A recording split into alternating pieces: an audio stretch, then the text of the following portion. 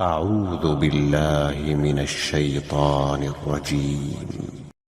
بسم الله الرحمن الرحيم. لن تنالوا البر حتى تنفقوا مما تحبون وما تنفقوا من شيء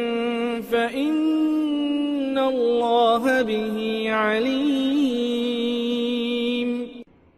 كل الطعام كان حلا لبني إسرائيل إلا ما حرم إسرائيل على نفسه من قبل أن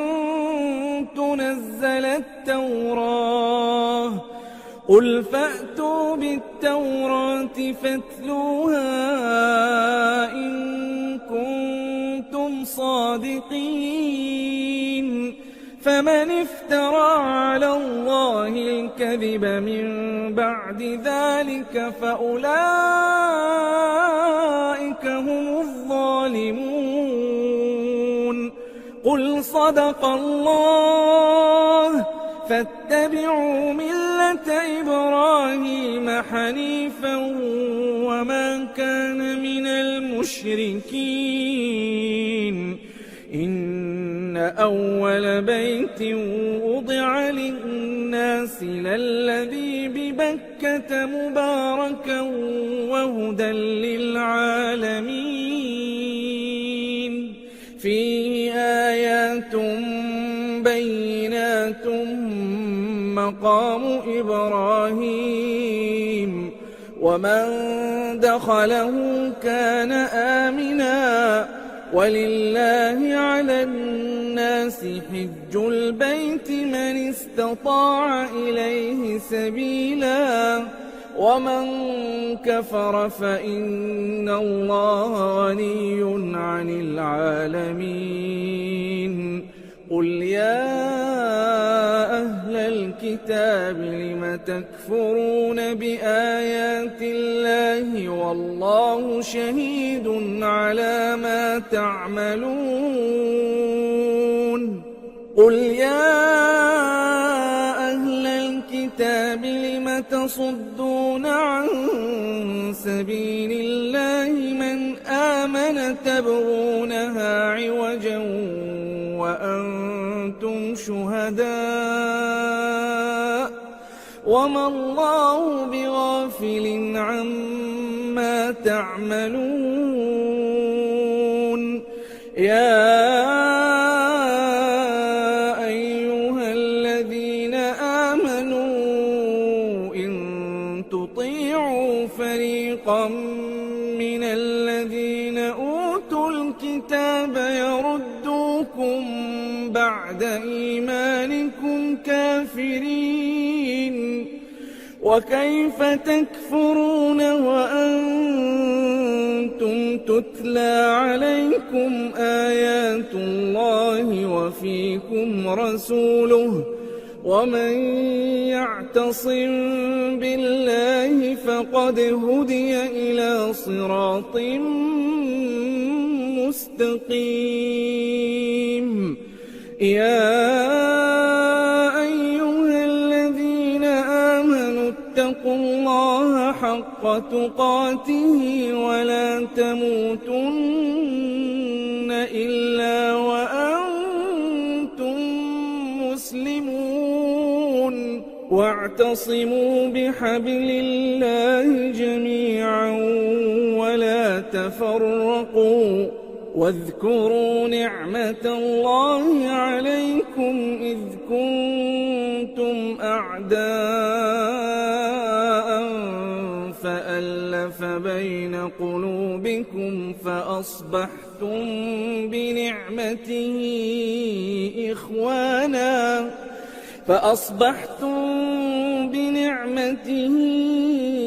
إخوانا وكنتم على شفا حفرة من النار فأنقذكم منها كذلك يبين الله لكم آياته لعلكم تهتدون ولتكن منكم أمة يدعون إلى الخير ويأمرون بالمعروف وينهون عن المنكر وأولئك هم المفلحون ولا تكونوا كالذين تفرقوا واختلفوا من بعد ما جاءهم البينات وأولئك لهم عذاب عظيم يوم تبيض وجوه وتسود وجوه فأما الذين اسودت وجوههم أكفرتم بعد إيمانكم فذوقوا العذاب بما كنتم تكفرون وأما الذين بيضت وجوههم ففي رحمة الله هم فيها خالدون تلك آيات الله نتلوها عليك بالحق وما الله يريد ظلما للعالمين ولله ما في السماوات وما في الأرض وإلى الله ترجع الأمور كنتم خير أمة أخرجت للناس تأمرون بالمعروف وتنهون عن المنكر وتؤمنون بالله ولو آمن أهل الكتاب لكان خيرا لهم منهم المؤمنون وأكثرهم الفاسقون لن يضروكم إلا أذى وإن يقاتلوكم يولوكم الأدبار ثم لا ينصرون ضربت عليهم الذلة أينما ثقفوا إلا بحبل من الله وحبل من الناس وباءوا بغضب من الله وضربت عليهم المسكنة ذلك بأنهم كانوا يكفرون بآيات الله ويقتلون الأنبياء بغير حق ذلك بما عصوا وكانوا يعتدون ليسوا سواء من أهل الكتاب أمة قائمة يتلون آيات الله آناء الليل وهم يسجدون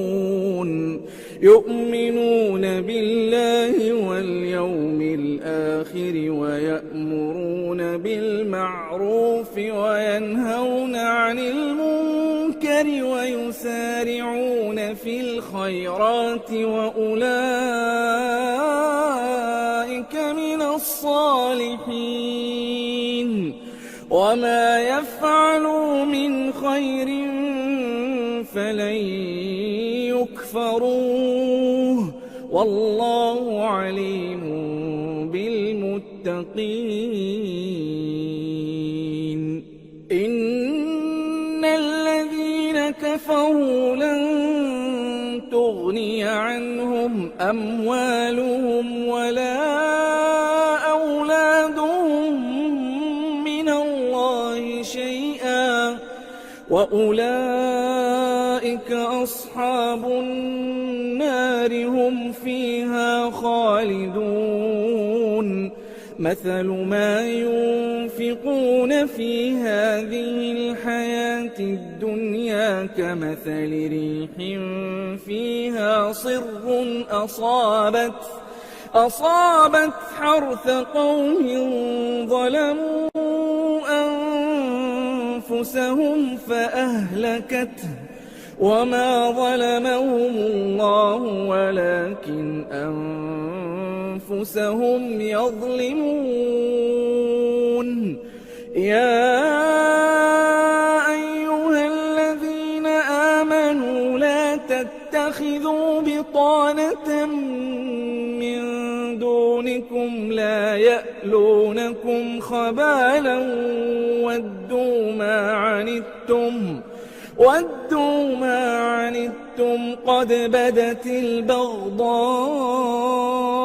من أفواههم وما تخفي صدورهم أكبر قد بينا لكم الآيات إن كنتم تعقلون ها أنتم أولئك تحبونهم ولا يحبونكم وتؤمنون بالكتاب كله وإذا لقوكم قالوا آمنا وإذا خلوا عضوا عليكم الأنامل من الغيظ قل موتوا بغيظكم إن الله عليم بذات الصدور إن تمسسكم حسنة تسؤهم وإن تصبكم سيئة يفرحوا بها وإن تصبروا وتتقوا لا يضركم كيدهم شيئا إن الله بما يعملون محيط وإذ غدوت من أهلك تبوئ المؤمنين مقاعد للقتال والله سميع عليم إذ هم الطائفتان منكم أن تفشلا والله وليهما وعلى الله فليتوكل المؤمنون ولقد نصركم الله ببدر وأنتم أذلة فاتقوا الله لعلكم تشكرون إذ تقول للمؤمنين ألن يكفيكم أن يمدكم ربكم ب3,000 من الملائكة منزلين بلى إن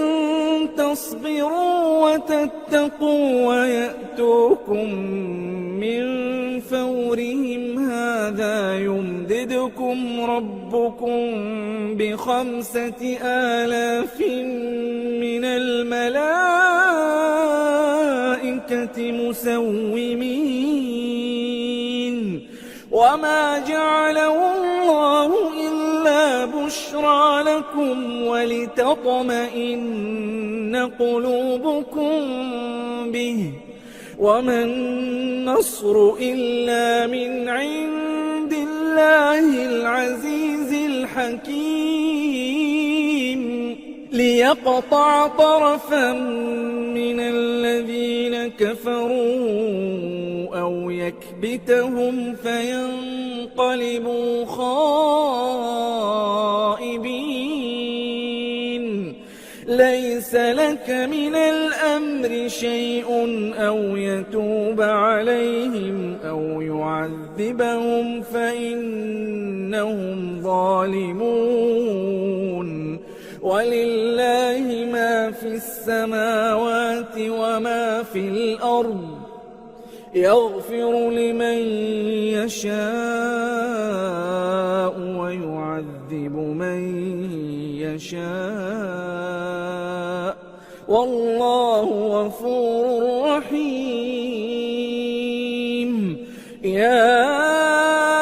أيها الذين آمنوا لا تأكلوا الربا أضعافا مضاعفة واتقوا الله لعلكم تفلحون واتقوا النار التي أعدت للكافرين وأطيعوا الله والرسول لعلكم ترحمون وسارعوا إلى مغفرة من ربكم وجنة عرضها السماوات والأرض أعدت للمتقين الذين ينفقون في السراء والضراء والكاظمين الغيظ والعافين عن الناس والله يحب المحسنين والذين إذا فعلوا فاحشة أو ظلموا أنفسهم ذكروا الله فاستغفروا لذنوبهم ومن يغفر الذنوب إلا الله ولم يصروا على ما فعلوا وهم يعلمون أولئك جزاؤهم مغفرة من ربهم وجنات تجري من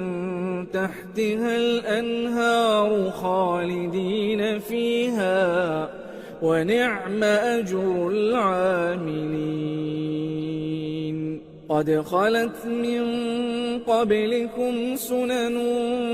فسيروا في الأرض فانظروا كيف كان عاقبة المكذبين هذا بيان للناس وهدى وموعظة للمتقين ولا تهنوا ولا تحزنوا وأنتم الأعلون إن كنتم مؤمنين إن يمسسكم قرح فقد مس القوم قرح مثله وتلك الأيام نداولها بين الناس وليعلم الله الذين آمنوا ويتخذ منكم شهداء والله لا يحب الظالمين وليمحص الله الذين آمنوا ويمحق الكافرين أم حسبتم أن تدخلوا الجنة ولما يعلم الله الذين جاهدوا منكم ويعلم الصابرين ولقد كنتم تمنون الموت من قبل أن تلقوه فقد رأيتموه وأنتم تنظرون وما محمد إلا رسول قد خلت من قبله الرسل أفإن مات أو قتلا انقلبتم على أعقابكم ومن ينقلب على عقبيه فلن يضر الله شيئا وسيجزي الله الشاكرين وما كان لنفس أن تموت إلا بإذن الله كتابا مؤجلا ومن يرد ثواب الدنيا نؤته منها ومن يرد ثواب الآخرة نؤته منها وسنجزي الشاكرين وكأين من نبي قاتل معه ربيون كثير فما وهنوا لما أصابهم في سبيل الله وما ضعفوا وما استكانوا والله يحب الصابرين وما كان قولهم إلا أن قالوا ربنا اغفر لنا ذنوبنا وإسرافنا في أمرنا وثبت أقدامنا وانصرنا على القوم الكافرين فآتاهم الله ثواب الدنيا وحسن ثواب الآخرة والله يحب المحسنين يا أيها الذين آمنوا إن تطيعوا الذين كفروا يردوكم على أعقابكم فتنقلبوا خاسرين بل الله مولاكم وهو خير الناصرين سنلقي في قلوب الذين كفروا الرعب بما أشركوا بالله ما لم ينزل به سلطانا ومأواهم النار وبئس مثوى الظالمين ولقد صدقكم الله وعده إذ تحسونهم بإذنه حتى إذا فشلتم وتنازعتم في الأمر وعصيتم من بعد ما أراكم ما تحبون منكم من يريد الدنيا ومنكم من يريد الآخرة ثم صرفكم عنهم ليبتليكم ولقد عفا عنكم والله ذو فضل على المؤمنين إذ تصعدون ولا تلون على أحد والرسول يدعوكم في أخراكم فأثابكم غما بغم لكي لا تحزنوا على ما فاتكم ولا ما أصابكم والله خبير بما تعملون ثم أنزل عليكم من بعد الغم أمنة نعاسا يغشى طائفة منكم وطائفة قد أهمتهم غرتهم أنفسهم يظنون بالله غير الحق ظن الجاهلية يقولون هل لنا من الأمر من شيء قل إن الأمر كله لله يخفون في أنفسهم ما لا يبدون لك يقولون لو كان لنا من الأمر شيء ما قتلنا هاهنا قل لو كنتم في بيوتكم لبرز الذين كتب عليهم القتل إلى مضاجعهم وليبتلي الله ما في صدوركم وليمحص ما في قلوبكم والله عليم بذات الصدور إن الذين تولوا منكم يوم التقى الجمعان إنما استزلهم الشيطان ببعض ما كسبوا ولقد عفى الله عنهم إن الله غفور حليم يا أيها الذين آمنوا لا تكونوا كالذين كفروا وقالوا لإخوانهم إذا ضربوا في الأرض أو كانوا غزا لو كانوا عندنا ما ماتوا وما قتلوا ليجعل الله ذلك حسرة في قلوبهم والله يحيي ويميت والله بما تعملون بصير ولئن قتلتم في سبيل الله أو متم لمغفرة من الله ورحمة خير مما يجمعون ولئن متم أو قتلتم لإلى الله تحشرون فبما رحمة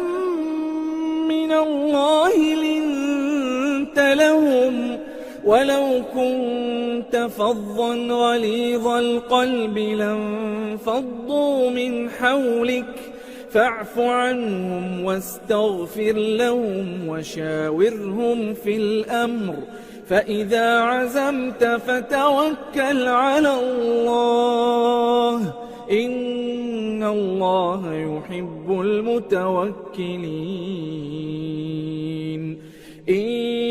ينصركم الله فلا غالب لكم وإن يخذلكم فمن ذا الذي ينصركم من بعده وعلى الله فليتوكل المؤمنون وما كان لنبي أن يغل ومن يغل يأت بما غل يوم القيامة ثم توفى كل نفس ما كسبت وهم لا يظلمون أفمن اتبع رضوان الله كمن باء بسخط من الله ومأواه جهنم وبئس المصير هم درجات عند الله والله بصير بما يعملون لقد من الله على المؤمنين إذ بعث فيهم رسولا من أنفسهم يتلو عليهم آياته ويزكيهم ويعلمهم الكتاب والحكمة الحكمة وإن كانوا من قبل لفي ضلال مبين أولما أصابتكم مصيبة قد أصبتم مثليها قلتم أنى هذا قل هو من عند أنفسكم إن الله على كل شيء قدير وما أصابكم يوم التقى الجمعان فبإذن الله وليعلم الذين نافقوا وقيل لهم تعالوا قاتلوا في سبيل الله أو ادفعوا قالوا لو نعلم قتالا لاتبعناكم هم للكفر يومئذ أقرب منهم للإيمان يقولون بأفواههم ما ليس في قلوبهم والله أعلم بما يكتمون الذين قالوا لإخوانهم وقعدوا لو أطاعونا ما قتلوا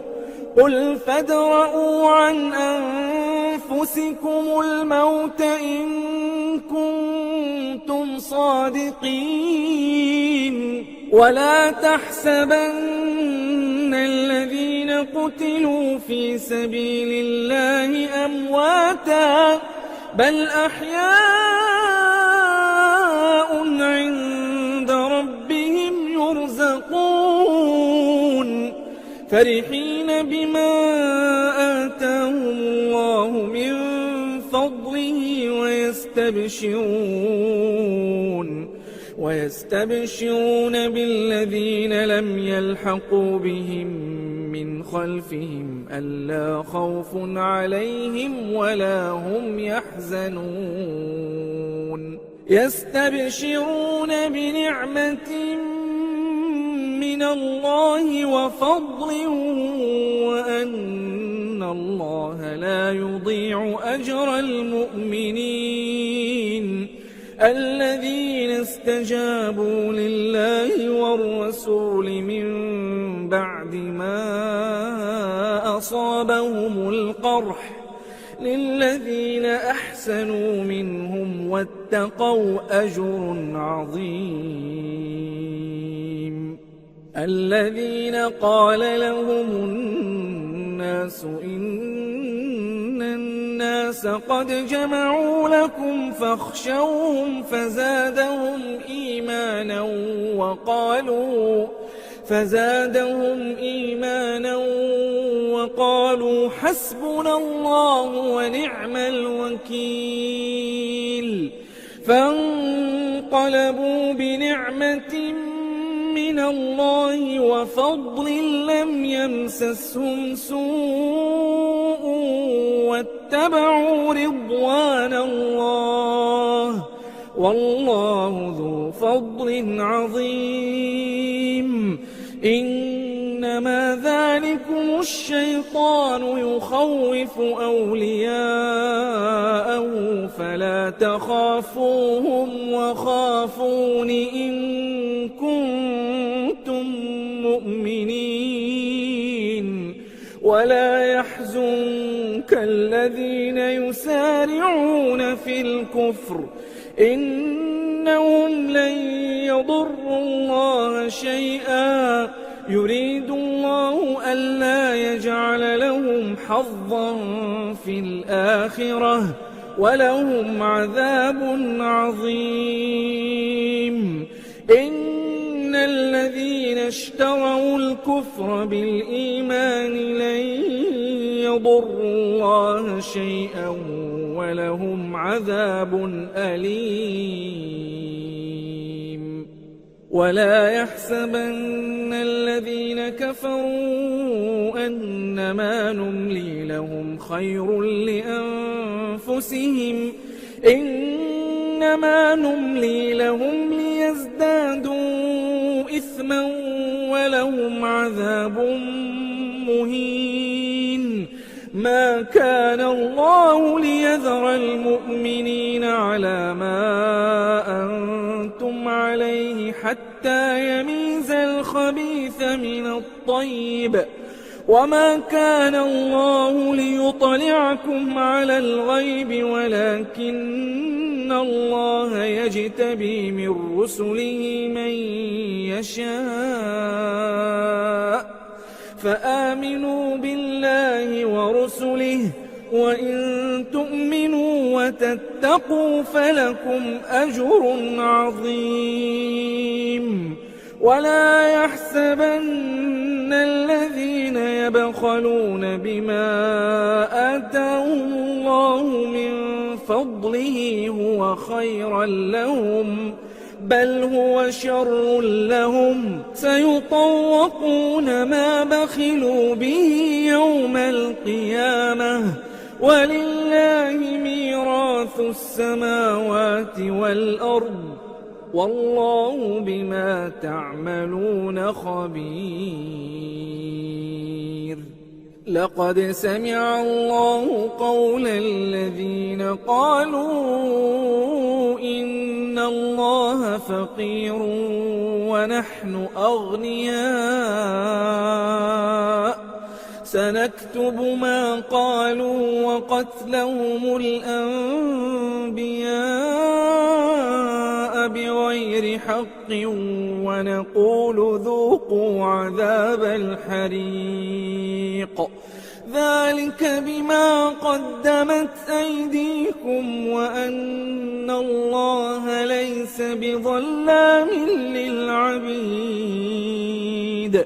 الذين قالوا إن الله عهد إلينا ألا نؤمن لرسول حتى يأتينا بقربان تأكله النار، قل قد جاءكم رسل من قبلي بالبينات وبالذي قلتم فلم قتلتموهم إن كنتم صادقين، فإن كذبوك فقد كذب رسل من قبلك جاءوا بالبينات والزبر والكتاب المنير، كل نفس ذائقة الموت، وإنما توفون أجوركم يوم القيامة، فمن زحزح عن النار وأدخل الجنة فقد فاز، وما الحياة الدنيا إلا متاع الغرور. لتبلون في أموالكم وأنفسكم ولتسمعن من الذين أوتوا الكتاب من قبلكم ومن الذين أشركوا أذى كثيرا، وإن تصبروا وتتقوا فإن ذلك من عزم الأمور. وإذ أخذ الله ميثاق الذين أوتوا الكتاب لتبيننه للناس ولا تكتمونه فنبذوه وراء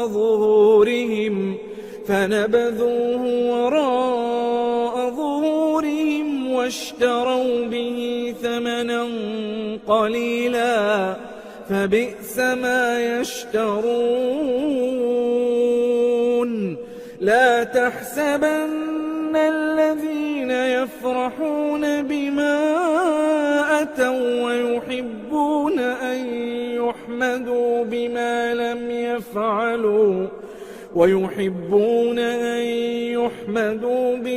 لم يفعلوا فلا تحسبنهم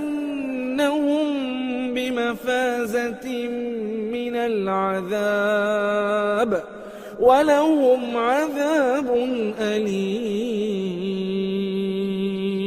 ولله ملك السماوات والأرض والله على كل شيء قدير. إن في خلق السماوات والأرض واختلاف الليل والنهار لآيات لأولي الألباب الذين يذكرون الله قياما وقعودا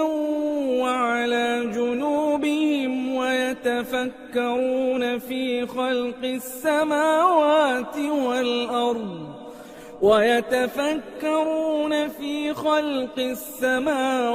والأرض ربنا ما خلقت هذا باطلا سبحانك فقنا عذاب النار. ربنا إنك من تدخل النار فقد أخزيته وما للظالمين من أنصار. ربنا إننا سمعنا مناديا ينادي للإيمان أن آمنوا بربكم فآمنا. ربنا فاغفر لنا ذنوبنا وكفر عنا سيئاتنا وتوفنا مع الأبرار. ربنا وآتنا ما وعدتنا على رسلك ولا تخزنا يوم القيامة إنك لا تخلف الميعاد. فاستجاب لهم ربهم أني لا أضيع عمل عامل منكم من ذكر أو أنثى بعضكم من بعض. فالذين هاجروا وأخرجوا من ديارهم وأوذوا في سبيلي وقاتلوا وقتلوا لأكفرن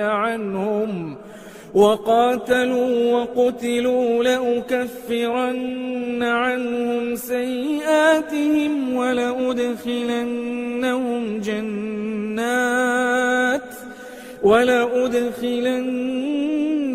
جنات تجري من تحتها الأنهار ثوابا من عند الله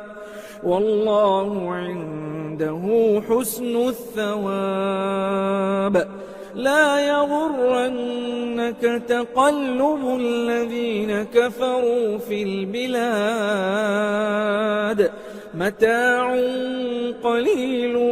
ثم مأواهم جهنم وبئس المهاد. لكن الذين اتقوا ربهم لهم جنات تجري من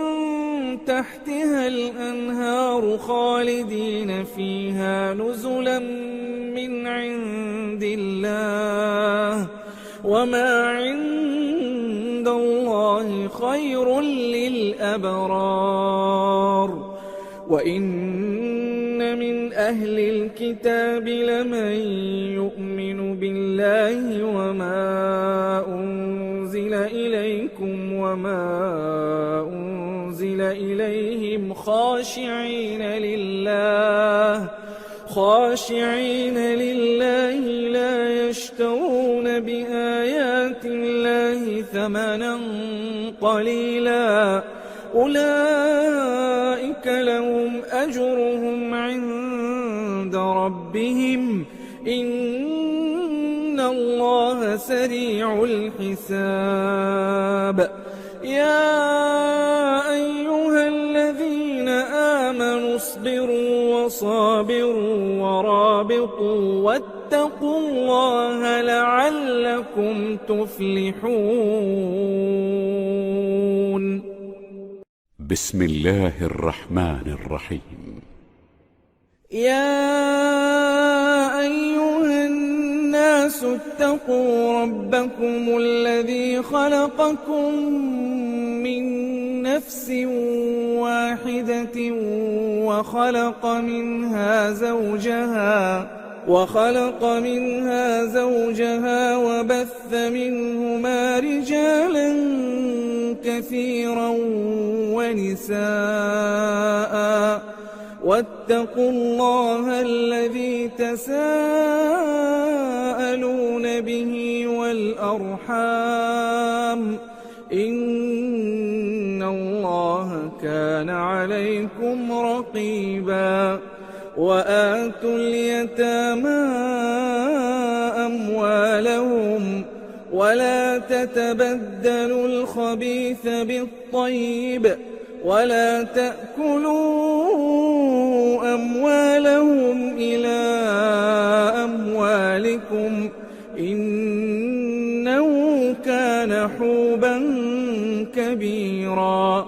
وإن خفتم ألا تقسطوا في اليتامى فانكحوا ما طاب لكم من النساء مثنى وثلاث ورباع،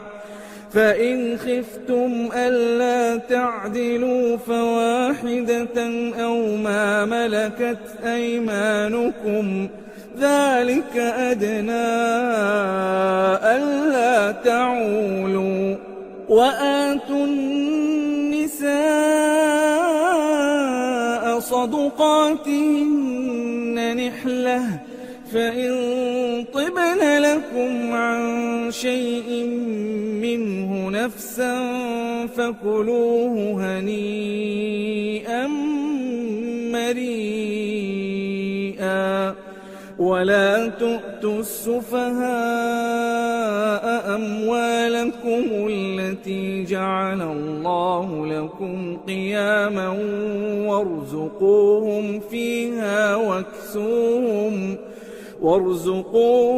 فيها واكسوهم وقولوا لهم قولا معروفا. وابتلوا اليتامى حتى إذا بلغوا النكاح فإن آنستم منهم رشدا فادفعوا إليهم أموالهم ولا تأكلوها إسرافا وبدارا أن يكبروا. ومن كان غنيا فليستعفف ومن كان فقيرا فليأكل بالمعروف. فإذا دفعتم إليهم أموالهم فأشهدوا عليهم وكفى بالله حسيبا. للرجال نصيب مما ترك الوالدان والأقربون وللنساء نصيب مما ترك الوالدان والأقربون مما قل منه أو كثر نصيبا مفروضا. وإذا حضر القسمة أولو القربى واليتامى والمساكين فارزقوهم منه وقولوا لهم قولا معروفا. وليخشى الذين لو تركوا من خلفهم ذرية ضعافا خافوا عليهم فليتقوا الله وليقولوا قولا سديدا. إن الذين يأكلون أموال اليتامى ظلما إنما يأكلون في بطونهم نارا وسيصلون سعيرا. يوصيكم الله في أولادكم للذكر مثل حظ الأنثيين فإن كن نساء فوق 2 فلهن ثلثا ما ترك وإن كانت واحدة فلها النصف ولأبويه لكل واحد منهما السدس مما ترك إن كان له ولد فإن لم يكن له ولد وورثه أبواه فلأمه الثلث فإن كان له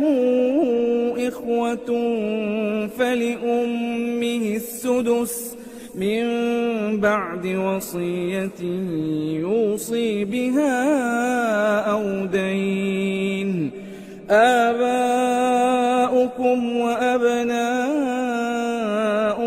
لا تدرون أيهم أقرب لكم نفعا فريضة من الله إن الله كان عليما حكيما. ولكم نصف ما ترك أزواجكم إن لم يكن لهن ولد فإن كان لهن ولد فلكم الربع مما تركن من بعد وصية يوصين بها أو دين ولهن الربع مما تركتم إن لم يكن لكم ولد فإن كان لكم ولد فلهن الثمن مما تركتم من بعد وصية توصون بها أو دين. وإن كان رجل يورث كلالة أو امرأة وله أخ أو أخت فلكل واحد منهما السدس فإن كانوا أكثر من ذلك فهم شركاء في الثلث من بعد وصية يوصى بها أو دين غير مضار وصية من الله والله عليم حليم. تلك حدود الله ومن يطع الله ورسوله يدخله جنات تجري من تحتها الأنهار خالدين فيها وذلك الفوز العظيم. ومن يعص الله ورسوله ويتعد حدوده يدخله نارا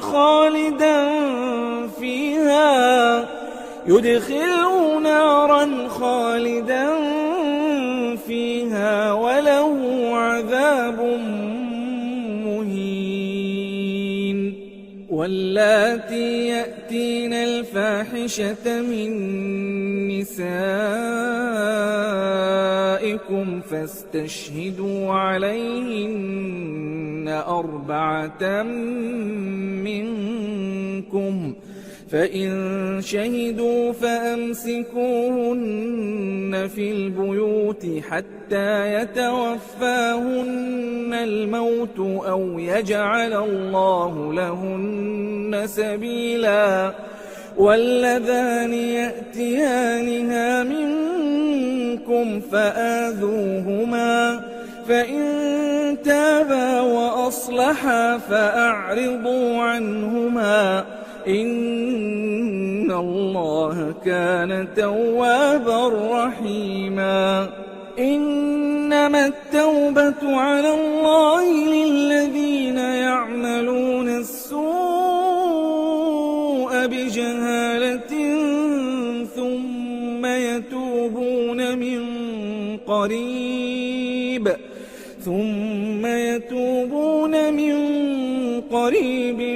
فأولئك يتوب الله عليهم وكان الله عليما حكيما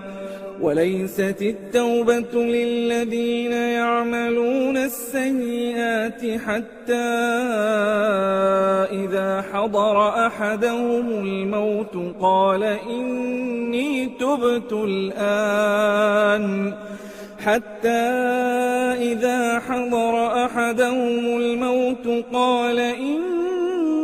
تبت الآن ولا الذين يموتون وهم كفار أولئك أعتدنا لهم عذابا أليما يا أيها الذين آمنوا لا يحل لكم أن ترثوا النساء كرها ولا تعضلوهن لتذهبوا ببعض ما آتيتموهن إلا أن يأتين بفاحشة مبينة وعاشروهن بالمعروف فإن كرهتموهن فعسى أن تكرهوا شيئا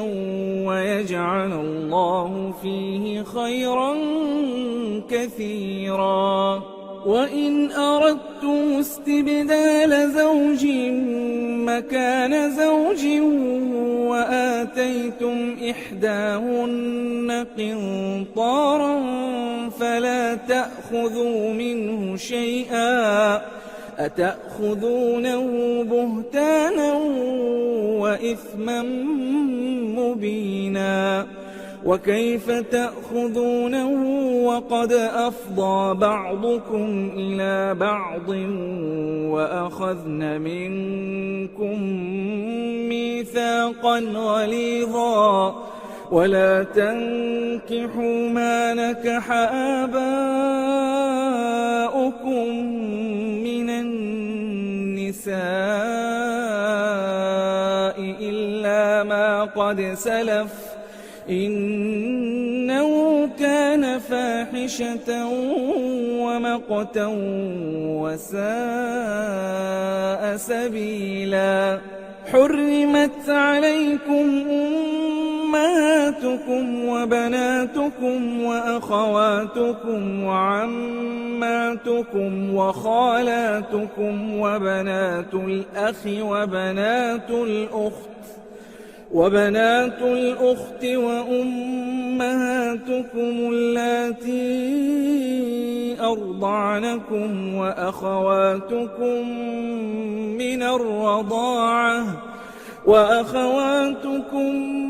من الرضاعة وأمهات نسائكم وربائبكم اللاتي في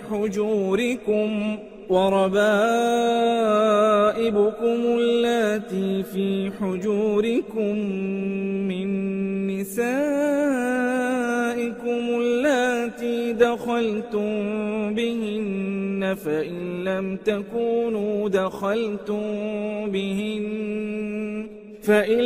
تكونوا دخلتم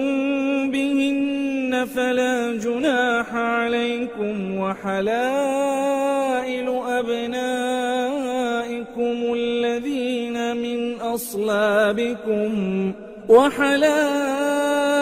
أبنائكم